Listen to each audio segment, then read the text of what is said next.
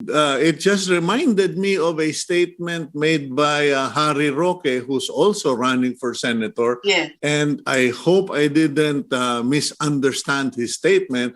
But in effect, I got the impression that if he became senator, his first priority would be to dissolve PhilHealth and come up with a new body, a new agency to replace it. Kumbaga, sa parang sobrang talamak na raw ang corruption doon sa kanya, isara na lang yung PhilHealth at palitan ng iba. What's your reaction to that?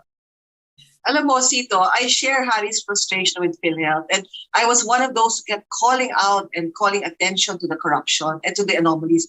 Ako naman, I will try to overhaul muna before I give up and say, buwagin at palitan. There are 6,000 employees in PhilHealth. So what will you do with the 6,000 employees? No? Although I know that when they filed the Universal Healthcare Act in Congress, and Harry Roque was the primary author of the first version, the original version was change, buwagin ang PhilHealth and replace it with another agency. Now, so that the good ones in PhilHealth could be retained in that new agency and the ones who are bad eggs could be removed. And I understand his frustration. Ako naman, there are certain things in the UHC law. Hence, again, I'm going to do an immediate oversight of those two laws, UHC and PhilHealth law, that have to be changed immediately. And because they're allowing all these anomalies to thrive. It's very porous, no?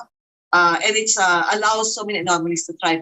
I am open to still overhauling. But if we see that the Ombudsman is not going after the corrupt in PhilHealth, because their cases have been filed, but they're not moving. And see, it's all interconnected. See, is the institution the problem, or is it because no one has actually been sent to jail? Because yes. that I've also, worked with people from PhilHealth through about 4 administrations. And I just kind of step back now and I say to myself, all the accusations about corruption, but no one goes to jail. And that, in fact, to echo what your presidential candidate Ping Lacson is saying, there are more than enough laws.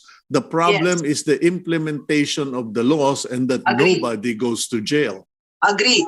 That is why I was saying everything is interconnected. If you are in legislation, you don't just keep making laws. An important part is the oversight. How is it being implemented, if being implemented at all? And this resolve of mine, this view of mine has been strengthened as I go around, Sito, no? PhilHealth is just one. Tama si Senator Lacson, no? At tama you have to make sure the people who do the wrong things are held accountable. Alam niyo, there was one very, very celebrated case in 2013, no?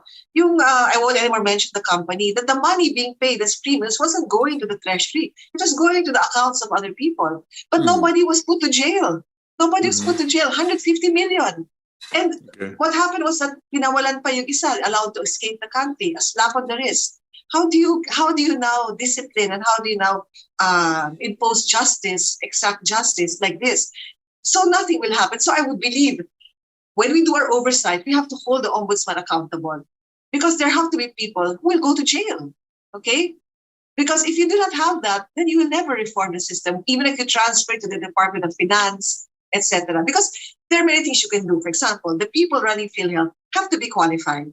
You cannot just have anybody running PhilHealth. You have to have people who know something about health finance, at least. No? And it's in the law, stipulated in the law. It's not being followed. It's not being implemented the way it should be. But as far as corruption is concerned, they have to be held accountable. But could you at least share at least 5 programs or legislations or 5 action goals that you have na makaka-relate yung mga nasa Forbes at nando doon sa Forbes Village, sa mga gilid ng mga private communities? Okay.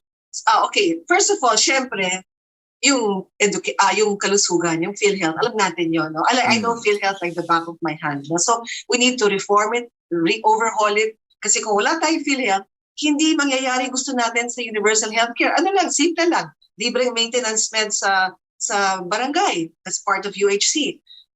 libreng pag-hospital sa public hospital for the most common ailments and abot kayo or affordable healthcare sa private hospital.